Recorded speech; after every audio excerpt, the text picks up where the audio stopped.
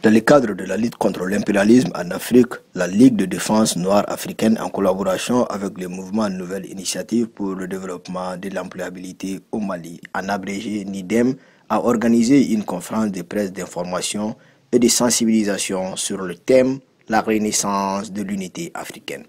C'était le samedi le 28 janvier 2023 au siège de la NIDEM, en commune 6 du district de Bamako. L'objectif recherché est tout simplement de s'exprimer et de réappuyer notre soutien à la cause malienne, à la lutte libératrice du peuple malien, aux autorités maliennes, même si tout n'est pas tout à fait comme il se doit, mais néanmoins on reconnaît les efforts que les autorités et le peuple ensemble fournissent, et c'est pour cela qu'on a organisé cette conférence pour s'exprimer là-dessus.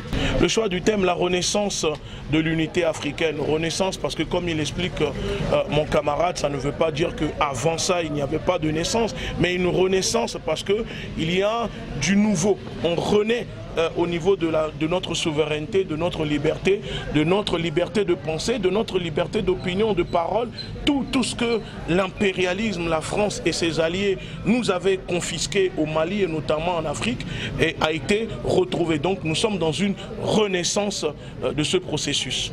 En 2020, parce que c'est là que remonte la dernière visite de notre camarade, nous avons animé une conférence dont le thème était l'heure de la vérité a sonné. Cette conférence nous a permis d'expliquer beaucoup de choses, expliquer la charte de l'impérialisme, expliquer et dénoncer tous ces accords coloniaux qui liaient nos pays à la France. Et par la grâce de Dieu, les choses ont changé. Aujourd'hui, 3 ans après, où en sommes-nous avec ce combat? Nous disons bravo à tous ces panafricanistes qui ont mouillé le maillot. Le message est passé. Le thème de cette année, c'est la renaissance de l'unité africaine.